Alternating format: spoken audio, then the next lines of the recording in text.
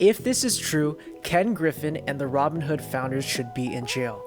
This is class warfare. Hi, welcome to the video, and today GME, AMC all got halted on TD Ameritrade and Robinhood, meaning we cannot buy it anymore. We can only close our positions. Now, the reason that Robinhood Gate was there, we're trying to protect us from volatility. So we aren't mature enough to handle our own money. It's not because they're trying to protect their big hedge fund friends from losing a shit ton of money. It's not because of that. It's to protect us. Now, this is insane and completely inappropriate to shut off our ability to make decisions for ourselves while hedge funds can continue to trade the stocks and options, no problem. But I just saw this tweet that reveals that it could actually be much deeper than that. Something criminal could actually be happening. And please remember, this video is just for entertainment purposes only. Take everything I say as hearsay and do your own research. But if this is true, people belong in jail. So this is a tweet by Justin Kan. He was the founder of Twitch, and he just got a tip that Citadel reloaded their shorts before they told Robinhood to stop trading GME.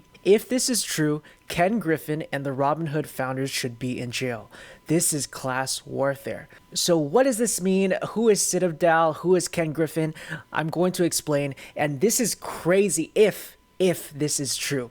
Citadel is a hedge fund that owns Melvin Capital Management. And if you remember, if you've been following the news, Melvin Capital Management is one of the main funds that holds a very, very big short position in GME.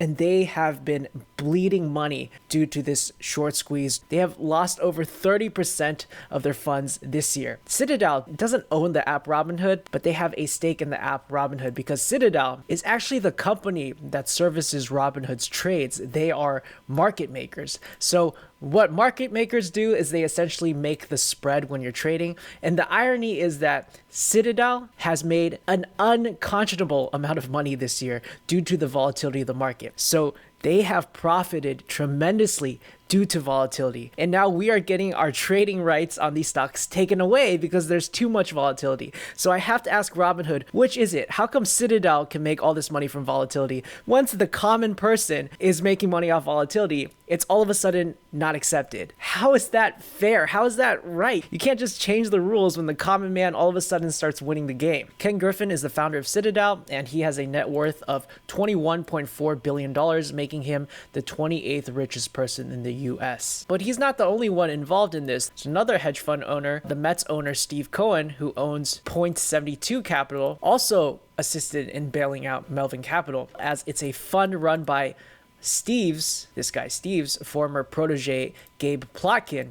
Both Ken Griffin of Citadel and Steve Cohen bailed out Melvin Capital with an emergency $2.75 billion in cash infusion. So to sum it up, what has allegedly happened is that Citadel or Ken Griffin, because of their relationship to Robinhood, was able to convince Robinhood and its founders to halt trading on these specific stocks that were losing Melvin Capital a lot of money. Melvin Capital, which is partly owned by Citadel. And to top it all off, they actually reloaded their shorts, allegedly. If they were to actually reload their shorts and then tell them to stop, that is direct actual market manipulation. And this is the type of behavior that the retail investors have been complaining about, because this happens a lot. Insiders always know more. They have more tools and they could do stuff like this, and nobody ever holds them accountable. And when they do, it's usually just a slap on the wrist or a fine, whereas other crimes get months or years for just, I digress, that's like a separate issue. But this is just so messed up if this is true. So let's look back at Justin's tweets. He poses some very good questions. SEC should invest the following. Did Citadel's hedge funds, Citadel Global Equities, hold any short positions in stocks heavily owned by Robinhood users? And did they increase them in the past few days? So if they were actually told Robinhood to stop letting users trade these stocks and then also increase their short positions, that's market manipulation. Number 2, subpoena all emails and phone calls between Citadel Securities and Robinhood.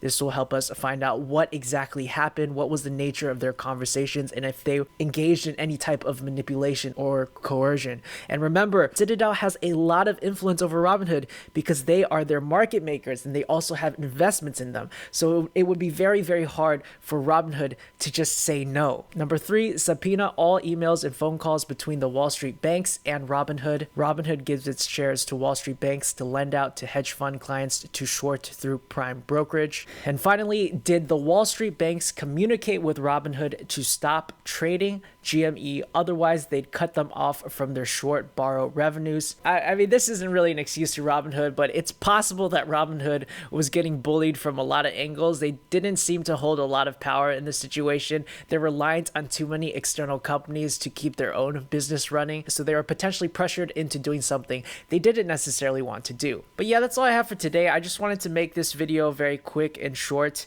If this is true, and this is a big if, please do your own research. Even if this type of market manipulation didn't occur, what's happening right now, I think is still very, very wrong. They're changing the rules because they're losing too much money and they don't have any power to stop us. It's always been the reverse for as long as we can remember. So it's really messed up that now all of a sudden they're up in arms about the rules that they've profited on forever. On the volatility they've achieved record high profits on this year, all of a sudden it's all bad because it's helping us now. Thank you all so much for watching. This is Green Knight Trading, where Squires become knights. I appreciate you and I'll see you soon.